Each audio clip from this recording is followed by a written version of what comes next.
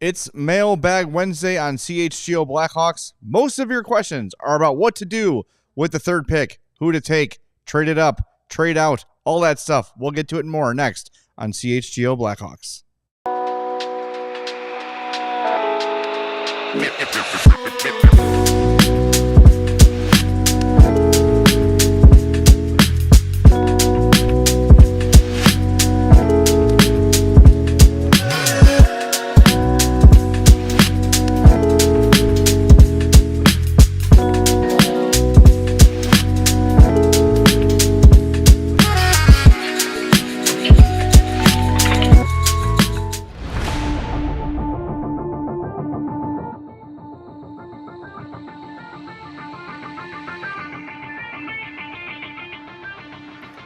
Welcome into the CHGO Blackhawks podcast. It's Mailbag Wednesday. Thanks for being here. We appreciate you. I'm Jay Zawoski. That's Mario Terabasi, who just got off the water slide right in to his seat here at CHGO. Sarah's here running the show as well. How was, what is it? Wolf Wilderness? Great. Wetland? No. No. As a fat person, I don't go to water parks.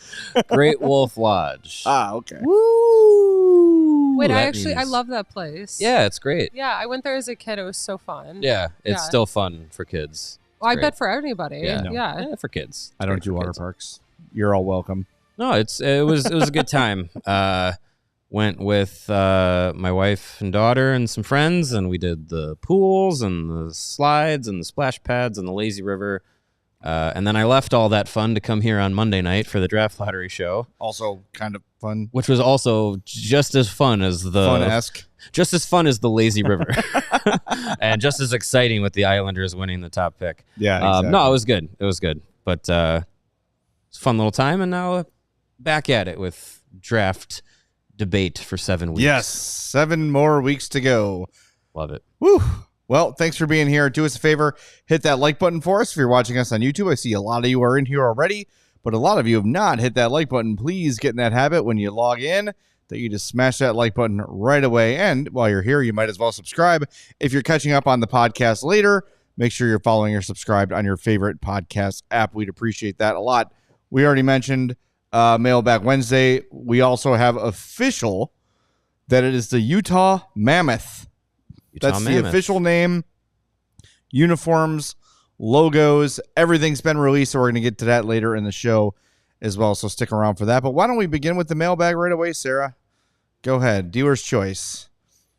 All right, this one is from Austin Bender. If the Hawks land pick 3 or 4, this was obviously written before they landed 3. Yep. Would that pick be worth it to trade Boston to get Pastrnak if he truly wants to leave Boston? If something like this is ever possible, what prospect are you willing to give up to make it happen? So I don't know if Pastrnak is itching to leave Boston all that much, but Boston's in an interesting scenario because they have enough pieces in place that you could theoretically say, like, yeah, it makes sense to not completely bottom out and start over. You have McAvoy, Pastrnak, Swayman, like those guys are all in place there.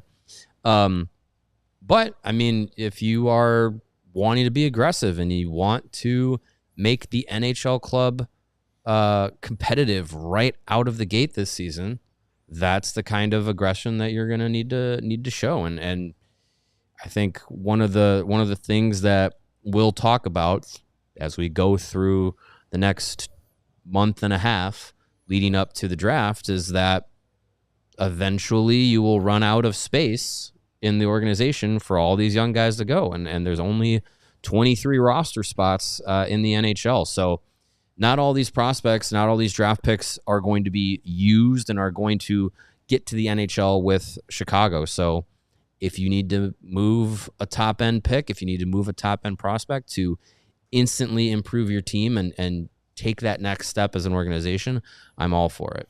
So Pastrnak specifically, it's about to turn 29. He is signed through, I just had it, 2020, nope, that's wrong, 2030, 31 at $11.25 million. So big contract. He's got some mileage on him, has already played 700 plus NHL games. I think he fits what you're trying to do in the short term. Mitch Marner is what, 28? I think will turn 28. So soon. it's a year younger, fine, right? Right. But if you got your heart set on Mitch Marner and you don't think that's going to happen, Pastrnak is, in my mind, on par, maybe a little bit better, a little more proven in the playoffs anyway than Mitch Marner. Marner just turned 28 2 days ago. If I'm trading the third pick, even if this is not a great draft, it's someone of that caliber. Now, I know that's not going to be enough to get David Pastrnak, but yes, I will have that conversation. Yeah, for David Pastrnak. Yeah, absolutely. I'm all for being aggressive, and to the question like which prospect would you be okay giving up as part of the deal, because number 3 is not just going to do it. And I mean, we've talked about there's almost no one that's untouchable besides pretty much Connor Bedard, unless there's a big deal that would never happen actually in reality. But I don't know. I look at what Boston does not have in their system, which is a lot. So you could, go around and say look, we have some pretty decent forwards in our group. We have some really talented defensemen in the group, which I would say is the strength of the Hawks system. So you could say Korchinski, you could say Rinzel, you could throw those guys out there. It just kind of comes down to what Boston absolutely needs in the immediacy, but it'd be tough. But as I mentioned, not all these guys are going to get there. Some of these prospects that we've fallen in love with and have cared about for the last 2-3 seasons, whatever it is, will be traded. Someone you really like as a prospect will be traded. So if you're trying to immediately improve the NHL group and you have to be aggressive to do that, it's going to take one of those top guys. I want to get to a comment by Simon. If you can scroll down a little bit there, Sarah, right at the bottom there. Yep. He says, we talked about buy-in. Marner would be choosing to come to Chicago. Pasta might be like, not so sure. Well, Pastrnak has a full no movement clause. So he would be able to say, yes, I will go play for Chicago if you trade me there. In this scenario. So in this scenario, he would be deciding to come to Chicago. He wouldn't be traded against his will by any means. So I see what you're saying, but you would get the same buy-in from Pastrnak that you would get from Marner. So look, I got this from Down Goes Brown, and it kind of recapped over the last 20 years or so top picks that have been traded for NHL star players. Here's the list. You tell me which is the most like David Pastrnak. You have 2013 Corey Schneider, 2012 Jordan Staal, 2011 Jeff Carter, 2002 Ruslan Fedotenko. It's not that. 2001 Alexei Yashin, 1999 Trevor Linden, or 1999 Ziggy Palffy. Take your pick. Which one would you like to hear about? Give me, who was it? Oh, Jeff Carter. All right, so Jeff Carter traded from Philly to the Blue Jackets in 2011. This is the day before the draft. The Flyers got the 8th overall pick and a 3rd round pick and Jakub Voracek. Ooh, for Jeff Carter. Wow, yeah, Voracek was pretty darn good. So that's a pretty big return, and that's for 8. For 8, yeah. Okay, what was it? Jordan Staal? It was Jordan Staal. Again, this is 2012 Jordan Staal. Right, Still very effective. Yes, absolutely. It was Jordan Staal to the Hurricanes for the 8th overall pick, Brandon Sutter and Brian Dumoulin. 2 NHL guys. Yes. Okay. And what was the most recent one? The most recent, at least from this article written, was Corey Schneider. Oh, okay. Well, everyone thought that he was going to get traded, and everyone thought Luongo was going to get traded. Yeah. And Schneider was the guy of the future. The Canucks sent Schneider to New Jersey for the number 9 pick. That's it. Okay. So yeah, I mean, so you have to. It's not just going to be the pick that's going to get something done. For goalies are different, I think, when you talk about, because there's only 64 jobs out there. It's a lot different than for a defenseman or forward or anything like that. So goalies it's a different premium. But yeah, I mean, for guys at the tops of their primes, like Carter and Stahl were in most recent years. Like, it's that top pick plus something substantial. And in those cases, it was current NHL players, which, I mean, I don't think the Blackhawks really have anybody that, if you're talking to Boston, that they'd be like, oh yeah, they're going to plug and play and be the replacement in the return of David Pastrnak. That's the guy. Yeah, it'd be somebody like that. Someone like Vlasic. Right. Which, like you said, someone you like is going to get traded. Mm-hmm. So I would not cross Alex Vlasic off the guys potentially in a huge deal to land a superstar player in their prime. Right. A long-term signed, proven, established young defenseman. Alex Vlasic would have a ton of value on the trade market, but are you willing to trade him? I don't know. That's a potential future captain. That's a centerpiece to a champion. Like, he's a really, not a centerpiece, but a very complimentary, solid piece to a championship. But like you said, Mario, if you're going to swing for the fences, you've got to be willing to part with something that's going to hurt. It's not going to be Philip Kurashev and Louis Crevier in a 4th-round pick for David Pastrnak. Right. No, it's not going to happen. So, all right, let's get one more in before the break zone here, if we can. From Vinny.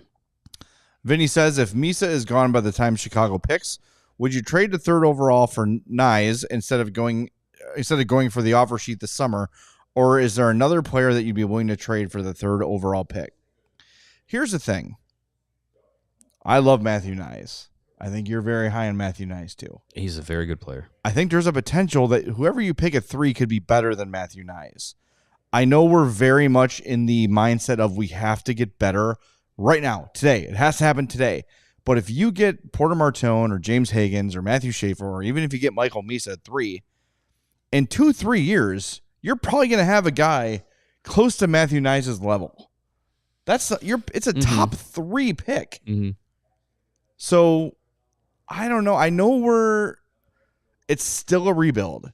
They're not winning a cup next year. And yes, I'm very on board with going after Matthew Knies. Don't make no mistake about it. But for the 3rd pick, I think you can get a guy. If I'm trading the 3rd pick, I want perennial all-star, at least 35 goals, at least point per game kind of a guy back. And I know it's not 1-for-1 enough, but if I'm parting with a pick that high, it's got to be a sure thing. Yeah. And it can't just be like, oh, Matthew Knies is an elite 2nd-line winger. That's great. I can find that with number 3.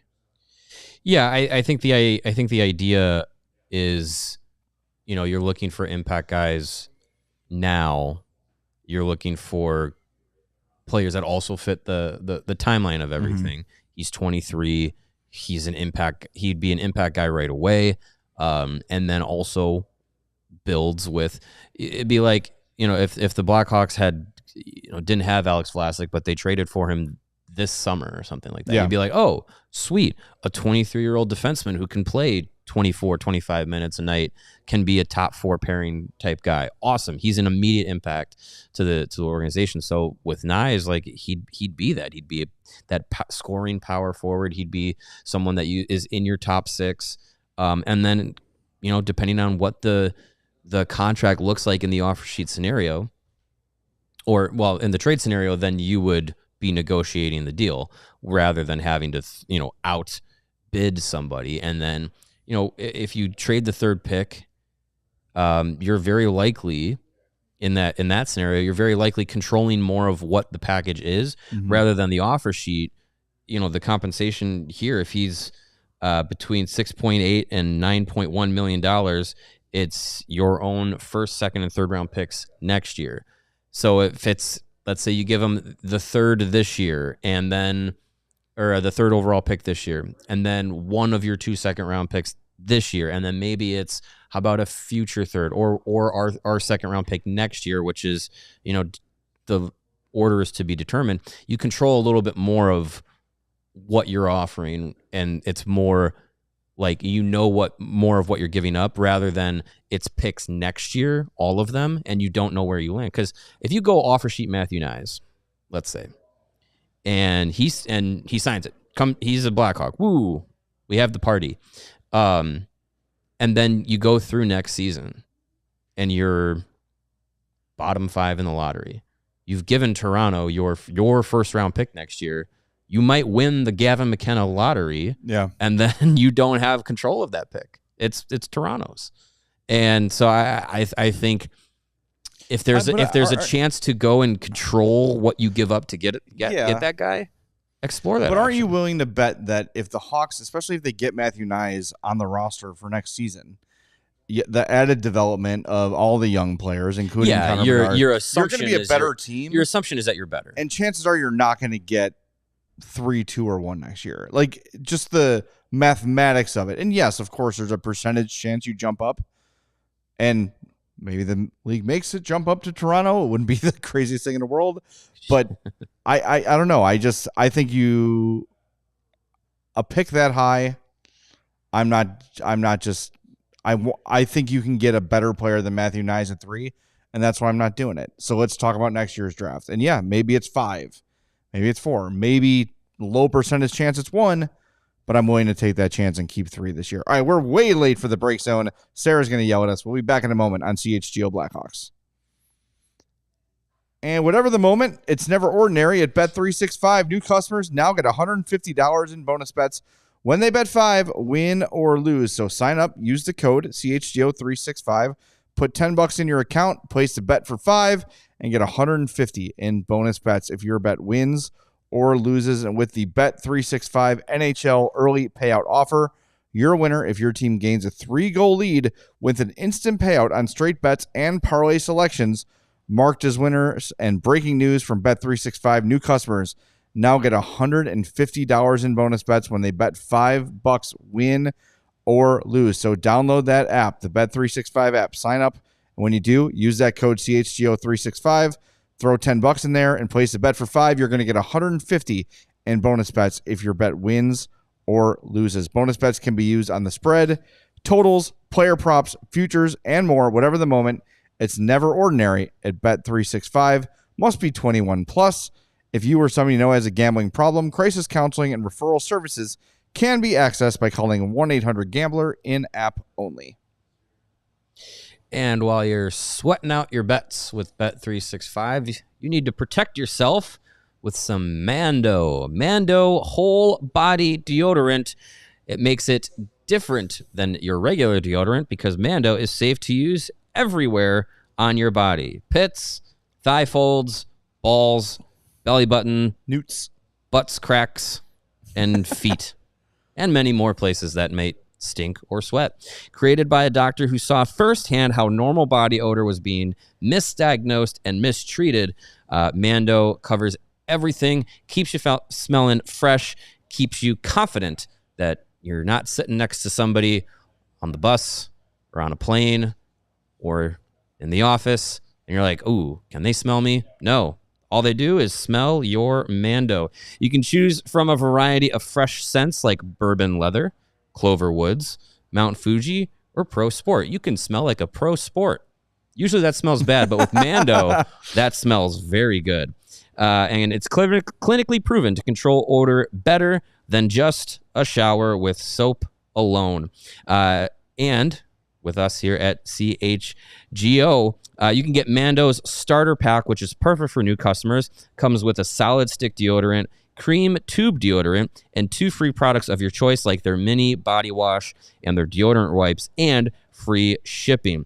New customers can get $5 off of that starter pack with our exclusive code CHGO when you go to shopmando.com. Again, that's shopmando, SHOPAMNDO.com. And then the code is CHGO. Support our show. Tell them that we sent you. Smell fresher, stay drier, and boost your confidence from head to toe with Mando. And your butt. And your butt's crack. All right. We have any super chats we got to get to, Sarah? No, but Jem just picked up some Mando and he smells fresh all the time. All right. Way to go, Jem. Always smell fresh with Mando. That's good stuff. Mm-hmm. I like the Clover. Clover Woods is my go-to. Yes. All right. Next. McLovin says, who's a pick made at number 3 you'd be genuinely disappointed with? Someone with the consolidated top 12 draft ranking this year. Yeah. The funny thing about this draft class and now being at number 3 is if you still operate under the assumption that Matthew Schaefer and Michael Misa are the 1 and 2 in the draft class, and they're not available, it's wide open.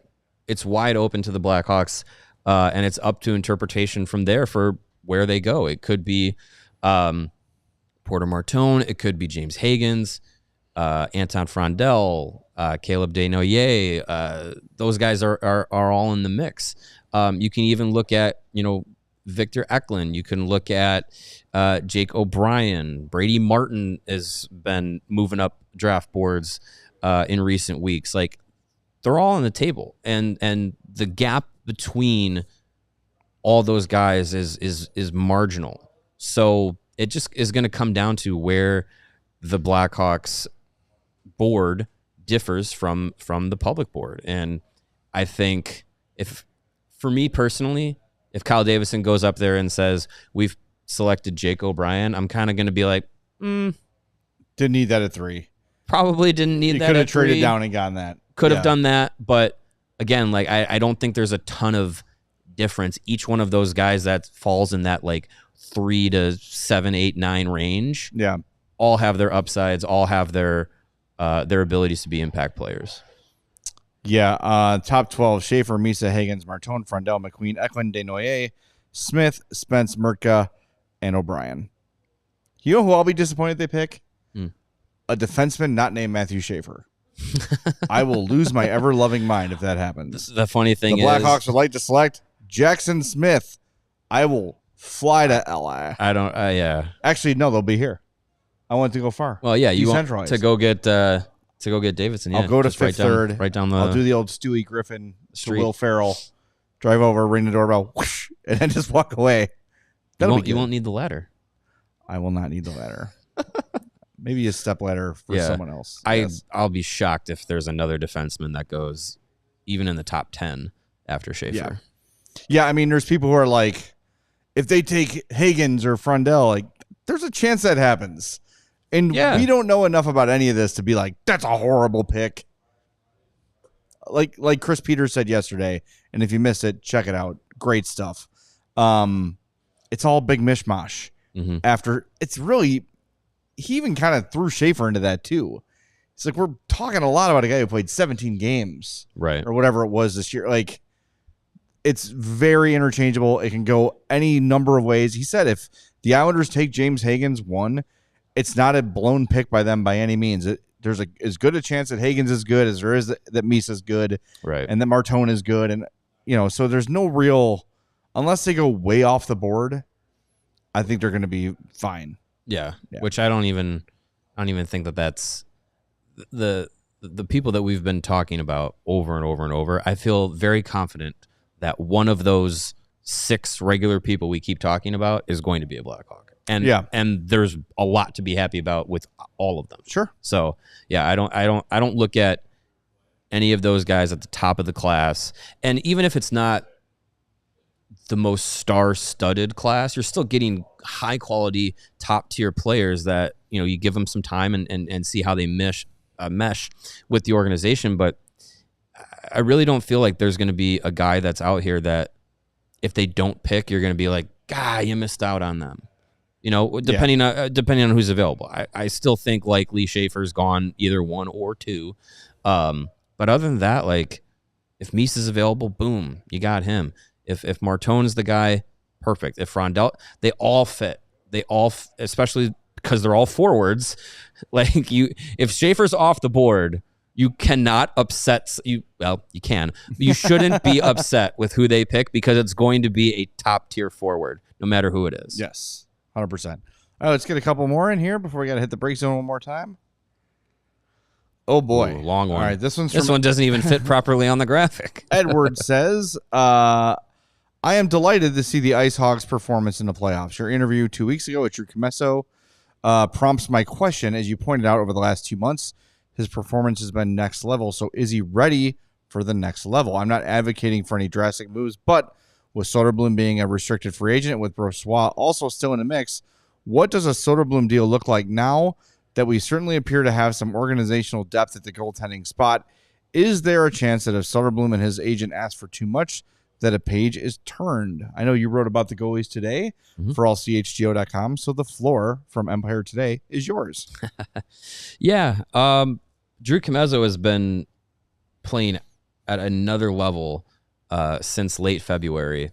And basically his upswing in play this season coincides with the arrival of Spencer Knight. Yep.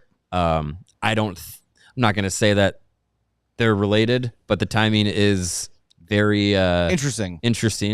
And when he's been asked about it, we asked him in that interview that Edward was saying, when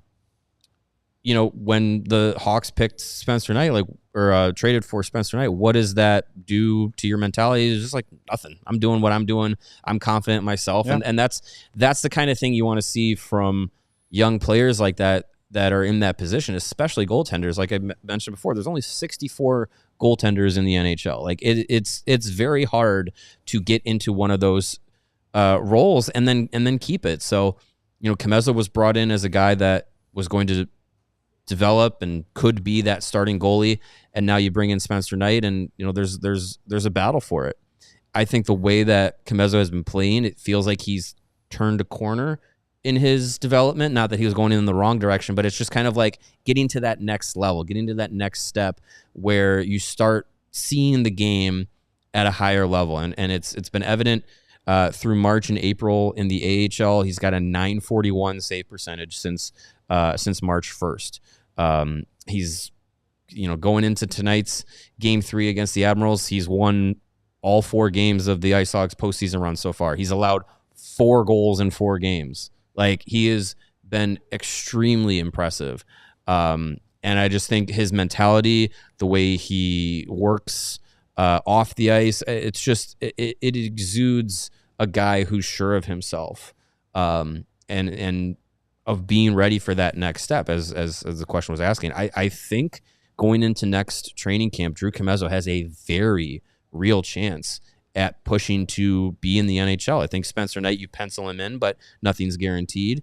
Arvid Soderblom, if a deal gets done, he's in the mix too. Brossoit, if he's on the roster, you have 4 guys that can claim stake to the NHL roster, and competition is good. It's healthy, and then you're not going to carry 4 NHL goalies.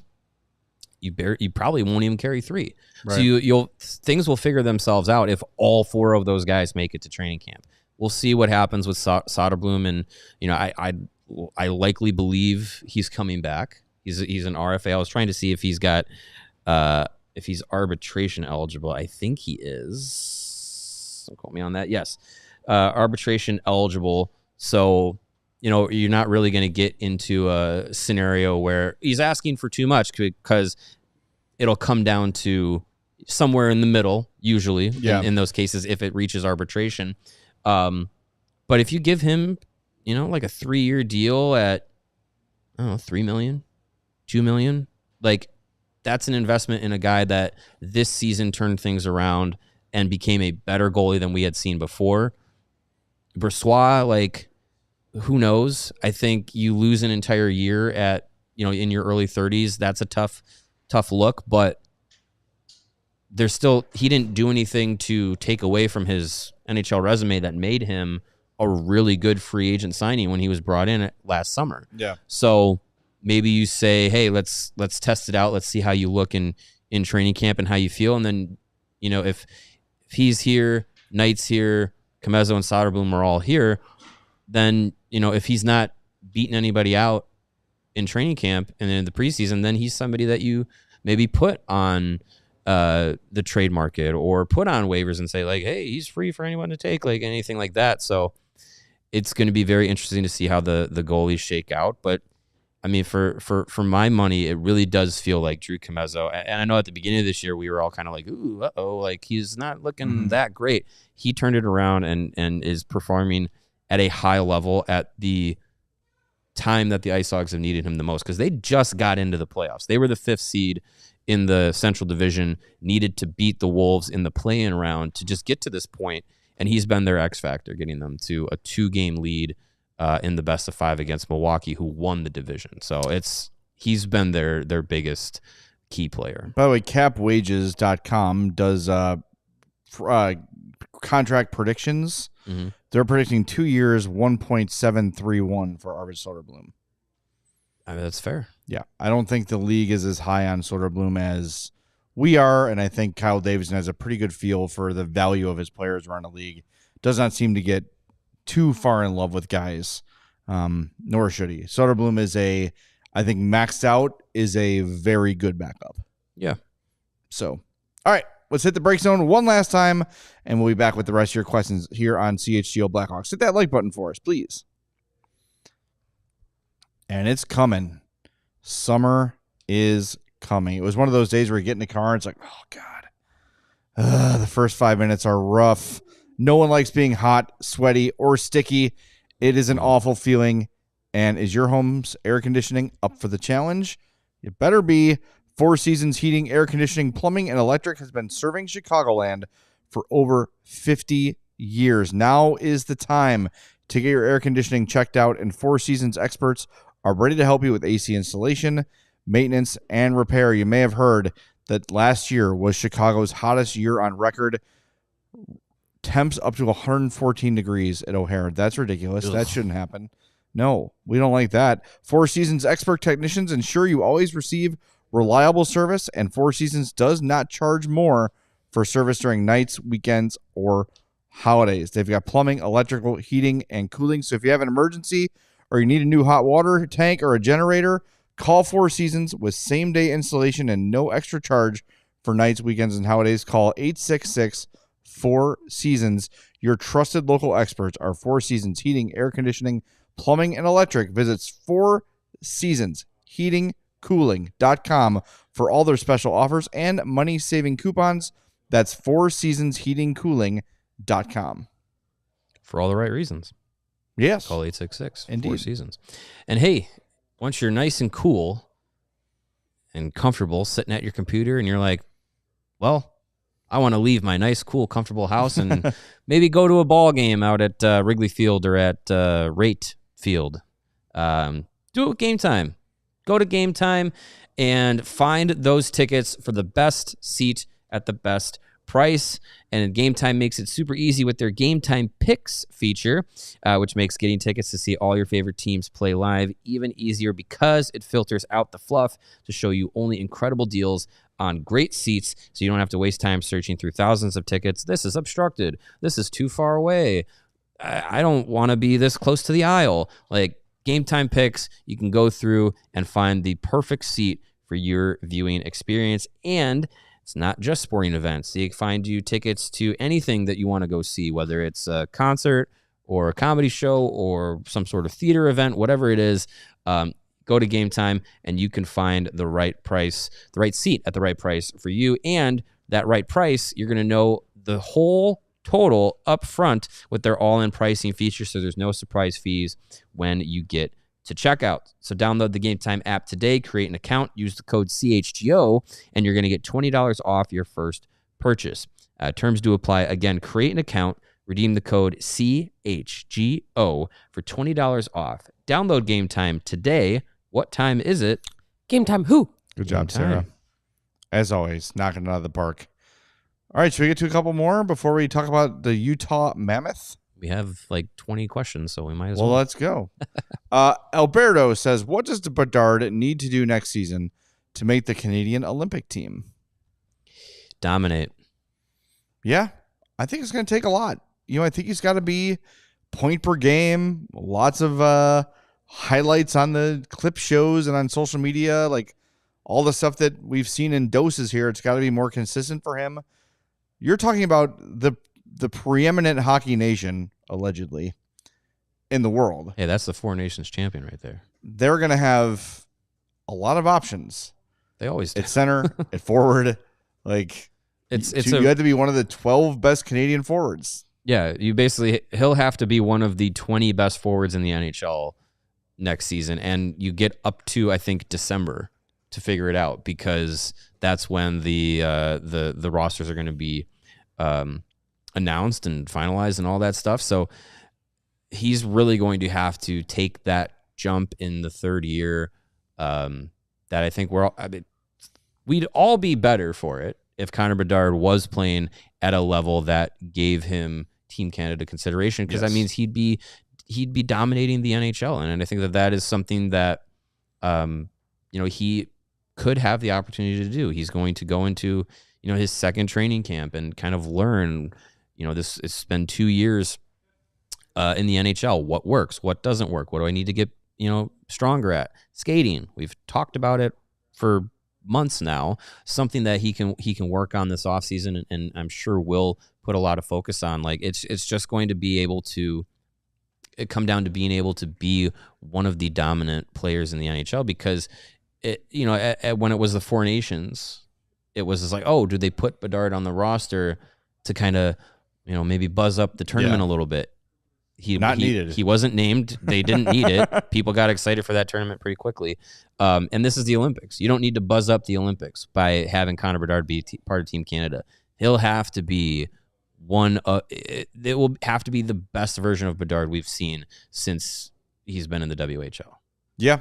And I don't think if he doesn't make it, that it is any sort of failure on his part. If you just zoom out, say, should a 20-year-old center is he one of the best four in Canada, one of the best 12 forwards in Canada? Right. Probably not. Steven Stamkos didn't make the 2010 Canadian Olympic team, and he scored 60 goals. Yeah. I think it was that season.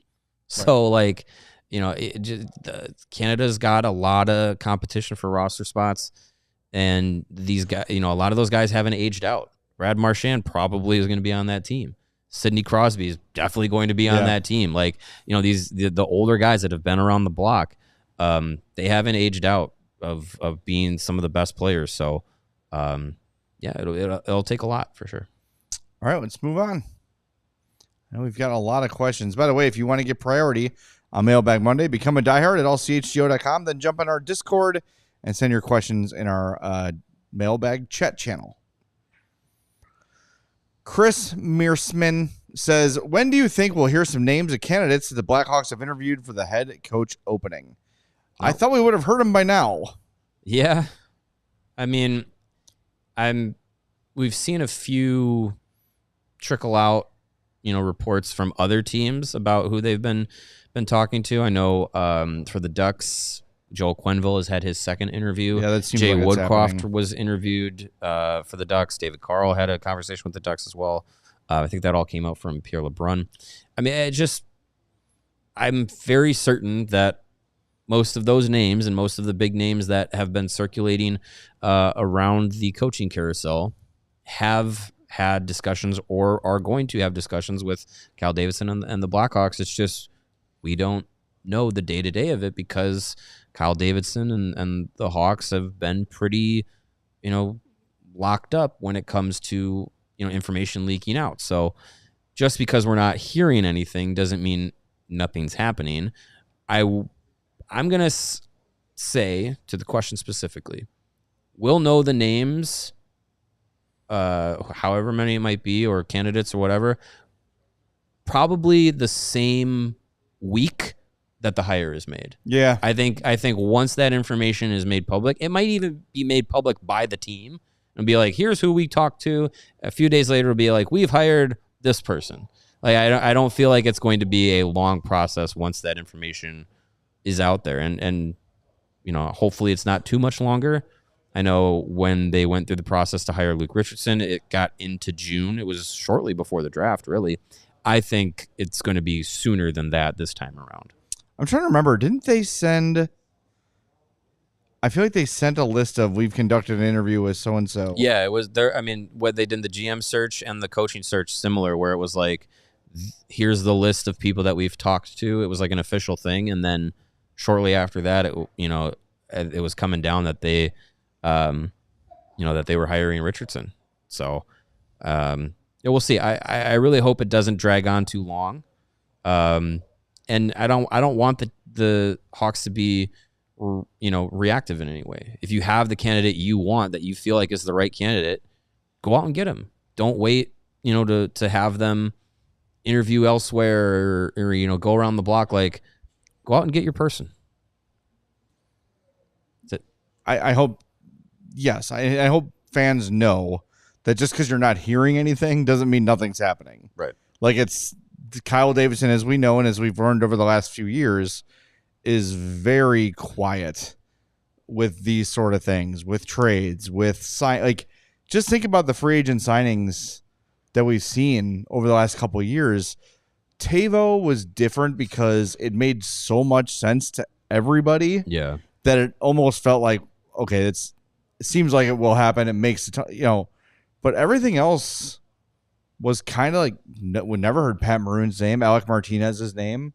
We never got any whispers that Luke Richardson's job was in jeopardy. We never thought, we knew Seth Jones wanted out, but we didn't hear anything about it until it was done. There wasn't like they're talking to this team and these names have been bantied about. No, it's been he wants out, a couple days, and he's gone. Yeah. Everything is very quiet, which is good. That you want your GM to run a tight ship. And he does. And trust me, they are hard at work finding their guy. And we'll find out sooner. They want it done by the draft, so 7 weeks. Yeah. I'm confident it will be quicker than that. I would like it done under June 1st. I hope under. I hope it's by the end of this month we have a coach. I think so too. I would agree with that. I hope. We'll see. That'd be great. All right, Sarah, next up. Man, we have so many. It's cool to watch her scroll through all the Tim says, in your knowledge and experience, who usually has the final say on draft day?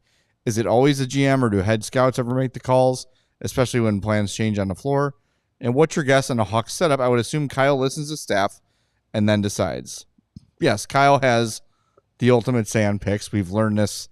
That's all GMs. No scouts are going to overrule a GM. Right. It's not going to happen. And I think that actually, when Stan Bowman was a GM, became a big level of contention with the scouts who were like, we don't like this guy. Mm-hmm. Where you're picking him, and you're picking him regardless of what, so why are we even here? There was a lot of that feeling under Stan Bowman. Yeah. Tight ship, Kyle Davidson. I don't know how they feel about him necessarily. But with Bowman, it was an issue that he was not listening to scouts or his assistants. I think that Davidson really trusts his scouts. He really trusts Norm McIver and the rest, and Brian Campbell and Megan Hunter, etc. And I do think that it's a discussion, but ultimately it's his call. If they're on the fence or he's really passionate about a pick, and it should be that way, by the way. That's the GM's job. They're number one on the food chain, right? So they should get that pick. Then the GM makes the call. But I do think with this Hawks group, just based on things that we know, they're very collaborative. They're very thorough. And it is mostly a group consensus. But now and again, the GM will have to make his call. Yeah, I think you see, they got, 5 or 6 assistant GMs. Their scouting staff is pretty robust. Their analytics staff is one of the biggest in the NHL. So Davidson, puts emphasis on it being a collaborative effort, emphasis on, open discussions. He's talked about, I think, a few times in the, the Every Shift series on from the team, how much that they go in depth and where conversations go in the evaluation process and in their scouting rooms. I mean, they do weeks upon weeks of pre-draft preparation where they're setting up their big board, and you'll have here's our head OHL scout, our head NCAA scout, and our head what's the term I'm looking for? Not Swedish. Oh European? My gosh. Yeah, well, yeah, Europe, but that Scandinavian. That's what I'm thinking. Here's our head Scandinavian region scout, and they're gonna all go for their guys. One guy's gonna be like, number 3 needs to be Porter Martone. No, number 3 needs to be James Hagens. Number 3 needs to be Anton Frondel. And they'll all make their case, and it'll come down to who feels like, who the group comes down to feeling like is the right guy. And I think, in the case of we just can't make a decision we're on the fence about two things, it'll come down to Davidson's call, and it should, because that's how it works. And that's how he's kind of set up this rebuild, is that he's putting his stamp on these trades, these draft picks, all these guys panning out. Like, it's all coming down to him. And whether it succeeds or fails is going to be, his name on it. So I think that's the way it should be set up. But there's a lot more than previous regimes, as you've laid out. There's a lot more. This is a group decision than there was in previous years. To me, that's how you want it. I mean, you want your GM to be definitive and know what they want and have done the work where they feel confident with the pick. But you also want to trust the people whose job it is to scout players. And hopefully you can come to a consensus on someone or a majority rule or whatever it might be.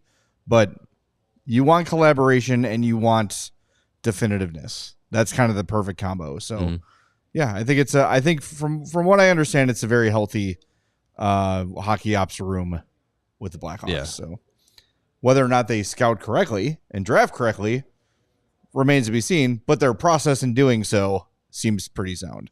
Yep. All right. Next up, Sarah, what do we got? This is from Sprout. He says, people talk about physical attributes that might be problematic. Examples, speed for Martone.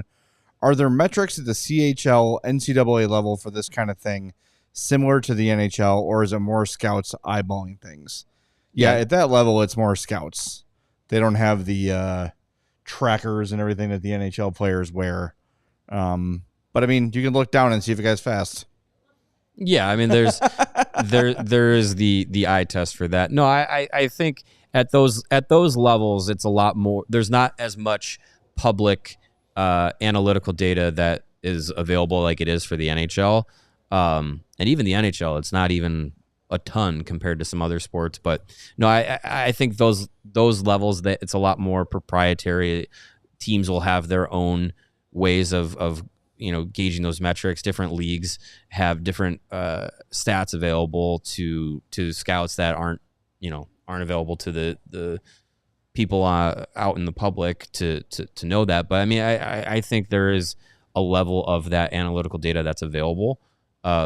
And again, like I said, like with the Blackhawks, like their analytics team is one of the biggest in the NHL, and that information is not just applicable to the NHL, it's their AHL group, it's their prospects group. So that analytical data and their breakdowns is going to be available to them. We just don't hear about it as much because it's not widely available. Right. The other thing too, I will say, in terms of, you do still want to rely on the eye test regardless of how much technology exists, because a guy can move really fast, but it doesn't mean their stride is efficient or they're good on their edges or those sort of things. So I've always believed, regardless of what sport it is, that you need and you too, Mario, I know you believe this too, you need a combination of the eye test and the analytics, and you put it together, and hopefully you can find some kind of formula that chooses you to pick the right people at the right time and trade and acquire the right people at the right time. No one in hockey has perfected it. No one in any sport has really perfected it, because you can't take the human element out of things. So, but yeah, they've got a huge staff, huge resources towards analytics. That was a big reason why they hired Jeff Greenberg, is they wanted to kind of establish their own analytics system. That was what he was brought in to do, and now he's the Detroit Tigers GM. So not sure how big of a step back that development of the system has gone, but it was something I think they're using the system. Right, but I think it's kind of ever evolving. Yeah, right. I think he put it in place and then found a bigger opportunity, but then it's been still something that they use. Still don't know the name of it.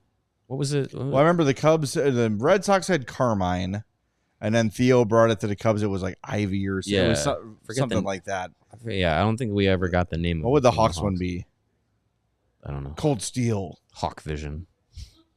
Yeah, I don't know. Tommy. Code name Tommy. Yeah, there you go. Fat All Tommy. right, Rooney with a two-parter. Says, part one, do you think the Centennial jersey will be displayed at the draft or not until closer to the regular season? I think that's going to be the first time we see it. The draft? Whoever is the third overall pick is going to be holding it up. That's my guess. I like or that gonna idea. be wearing it. Yeah. I like that idea. I think that's when we're gonna get our first look. Yeah. Aren't we getting our first look? Did we? Soon? No, I don't think so. I don't know if it's a jersey. We're going to have some information on the Centennial coming next week. Is it next week? Yes. I don't know specifically what it is, Okay. what will be revealed and what won't. But late next week, we are supposed to get information on that as a media group. Okay. Some of it might be embargoed and we can't share it. But we're supposed to be getting something next week, so look forward to that. Yeah. No, I definitely think we'll see it, if not before the draft, on the draft floor. Yes. Okay. Yeah, and then what was AJ this? finished. It's called Madhouse. Oh, there you go. There you go. I don't like that.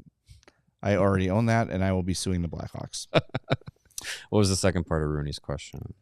Top 5, you normally take best player available, but this Kyle Davidson deserves some flowers for having the foresight of future classes. If he didn't have a high-end D prospect, they would be more desperate looking at you, San Jose, but now they can take the best forward prospect available. So I think what Rooney is saying is everyone wanted Demidov last year, but Kyle Davidson looked ahead to this draft and said, this is a one defenseman draft. I better get Levshinov here, and I can figure out the forward thing next year. Yeah. They do that. Yeah. Like that if you're only scouting one draft class at a time, you're doing it wrong. Yes, you shouldn't just go year to year to year. And yes, they will say best player available, but I always think that's kind of with a wink to looking ahead and knowing what we have coming and in the system, etc. I do think that's a big reason why they preferred Levshinov to Demidov, even though we all were kind of screaming to the heavens the other way. Mm-hmm. I still stand by that, by the way. But now you've got your really, really good defense and your top defensive prospect, and now you kind of have your pick of the litter of forwards that are all pretty evenly matched. We were in a position where if the Blackhawks had won the draft lottery, we'd be like, well, do you actually take Matthew Schaefer because of how many defensemen you have? Yeah. But now you're in a spot where it's almost guaranteed you won't have to make that choice, and you'll get a top forward at number 3, no matter who it ends up being. So yeah, I mean, that's good foresight to kind of know like what are the strengths and the weaknesses of the draft classes coming up and where you're positioned. So I have no idea the depth of next year's draft class. I know the top guy is Gavin McKenna, and I'll bet they do. He's in their Madhouse app. It's all there. We're hearing from my lawyers. But yeah, I mean, I think that's they're in a good spot now to, you have a plethora of options as who you feel like is and that's the thing. It's who their best player available is. The public perception of the draft class is different than what each individual team is going to say, no matter if it's Scott Wheeler, Corey Pronman, Chris Peters, like all the people that are at the higher ups of figuring out like the draft class top prospects and everything. When you get into NHL scouting rooms and how they see things, there's going to be differences. So we'll see what it ends up being. Hawks might have, James Hagens as their best player in the draft class, and that might be the guy that they're just like, hey, he's there at 3. He's the guy we always wanted, and we got him. Yep. All right. Want to look at these Utah uniforms before we wrap things up? Sure. We have one more question. Oh, just let's one? get the question Just in. one more. Yeah, we'll do that. Let's Did you do say- I thought we think had it's- way more. I think it's short. Some of them I didn't get in all of them, but this is the last okay. one that I picked. What's the plan for Victor Soderstrom? Do you expect him to be on the opening night roster? That's from Cam. No. Okay, now we move on to the Utah. We've hit all the questions. uniforms. I just wanted to make sure Cam got it in. Thanks, Cam. Thanks, Cam. Thank you.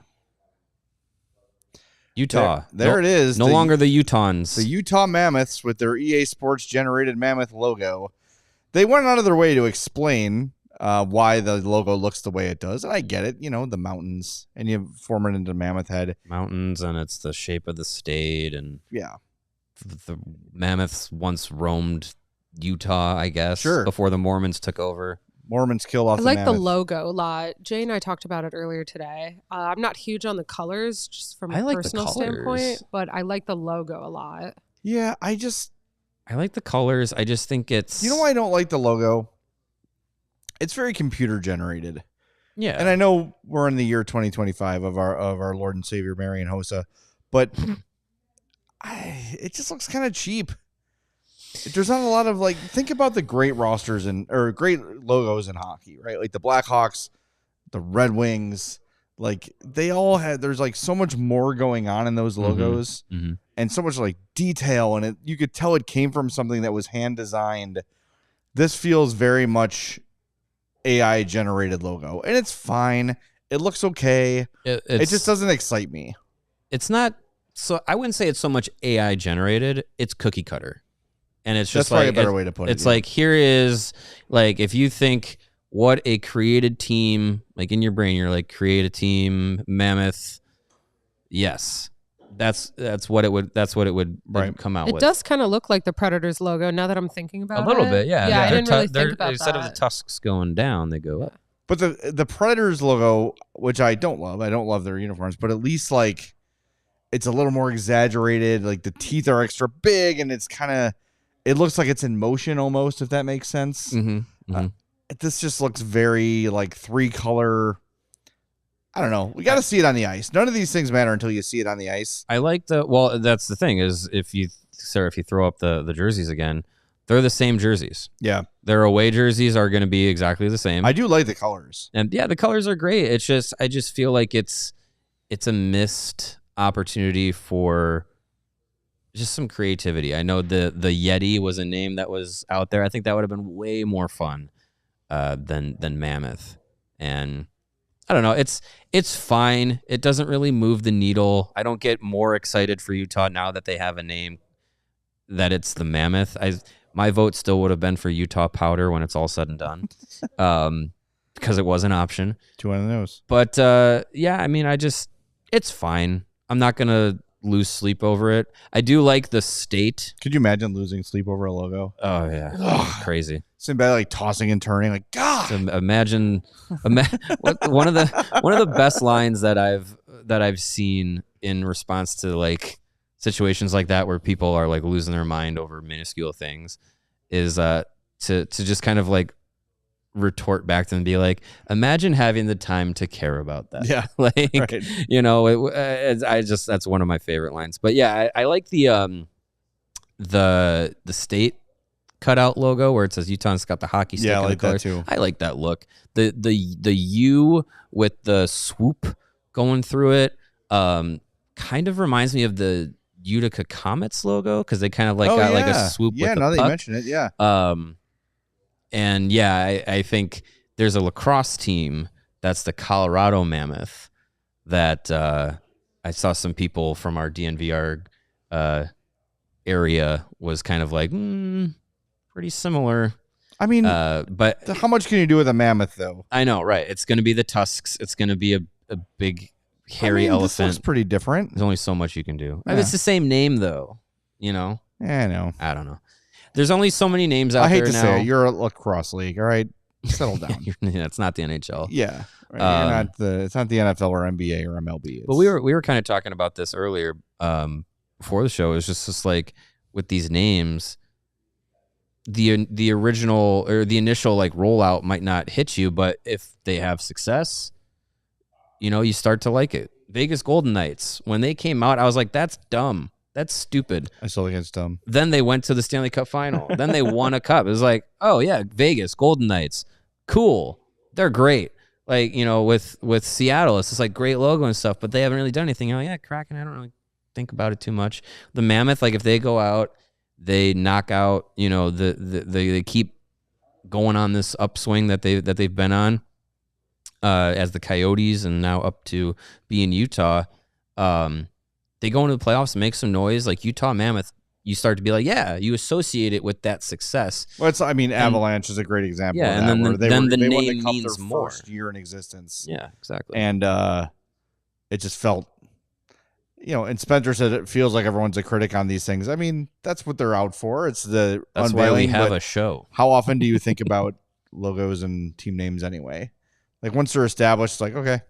The only one that still bothers me is Minnesota Wild, because it just sounds so late 90s, early 2000s roller hockey. The thing about the Minnesota Wild, Jay, is that they've never done anything.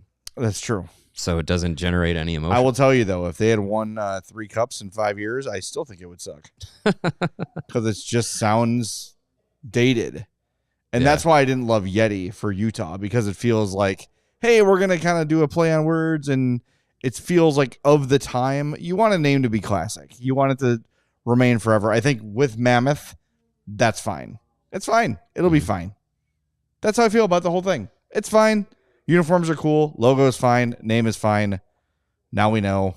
Congratulations, Mormons and other Utahns. I'm just happy they have a logo. I still want to call them. I still just want to keep them the Utahns. For funds. Yeah. For funsies. Yep. All right. Well, we'll be back tomorrow. Ice Hawks tonight. Yeah. Take on the Milwaukee Admirals. I'm on my way to Rockford. My private plane is getting fueled up right now for the 15-minute flight to Rockford. But, they got a 2-0 series lead in best of 5. They got a chance to sweep their way into what is technically the second round of the Calder Cup playoffs. But that would be awesome. They only beat Milwaukee 3 times in 10 meetings this season. They have an opportunity tonight to do it 3 straight games. So I'll be out there in Rockford. Going to be a lot of fun. Was out there for their Game 2 series closer against the Wolves. Hopefully, some good luck for their Get that good luck pick Game slap. 3 series closer against the Admirals. I'm gonna challenge you. See if you can get us a guest tomorrow. Let's talk to in Mark between Eaton. games. Let's I'll see see if what I Colt can do. Doc wants to check in. I'll see what I can See do. if Samuel Saval wants to wave it to Jersey. I'll do it over order a pig slap. Better luck if they win. So let's hope. Yes. Yeah. If they win, then they'll have a couple of days off to not do so much. All right. Either way, we will talk about the Ice Hogs game tomorrow and whatever Hawks news arises between now and then. You never know. We'll talk to you then. 2:00 on the CHGO Blackhawks podcast. We all silly like the mayor.